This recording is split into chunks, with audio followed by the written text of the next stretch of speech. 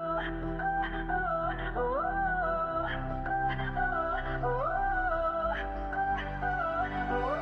just getting started. Breaking through the night, I can sense the rising tide. Every step they take leaves a mark that won't fade away.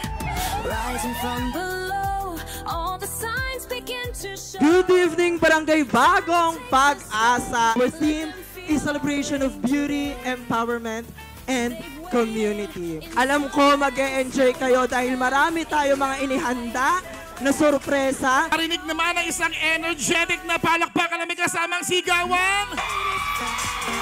Very good. After 13 years, muli po nating ibinalik ang Miss Bagong Pag-asa. At nagpapasalamat ako sa mga empleyado, sa grupo behind sa pag-asikaso po ng Miss Bagong Pag-asa. Hindi po ito biro, no? Isang malaking proyekto po para sa lahat ng mga kapamilya ko dito sa barangay. Let's welcome our 9 lovely candidates. Every voice unites as they reach for brighter skies. Strength and numbers grow as they find their way to soar. Can't contain their might as they claim their rightful crown. Time to break the mold, let them hear our battle cry. They've waited in darkness, now watch them take flight. They're rising, ascending, their time.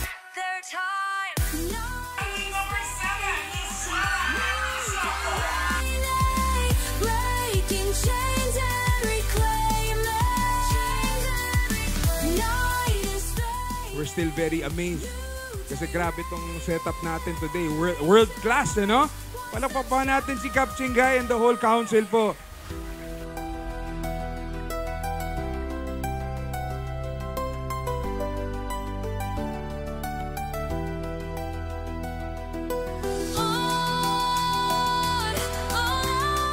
For Miss Bagong Pag-asa 2025 Best in Cocktail Dress is candidate number 7. Fading, new day raining, breaking chains and reclaiming. Night is fading, new day raining. Watch them rise. You hope shine. New hope shine.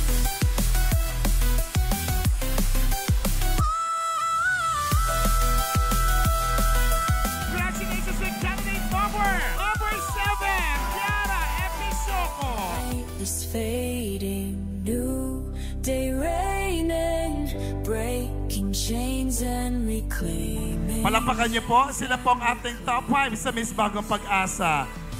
Night is fading, new day raining. Bagong Pag-asa 2025.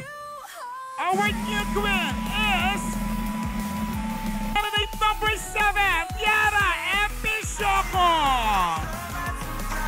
New hope shine.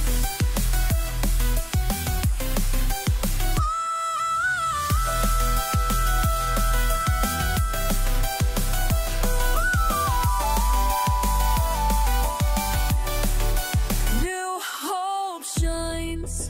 Alam niyo po kung bakit po natin to ibinalik kasi po we are showcasing not only the talent and beauty but the confidence po ng ating mga kandidata. Dito po natin makikita ang husay at galing ng dalagang taga-barangay Bagong Pag-asa.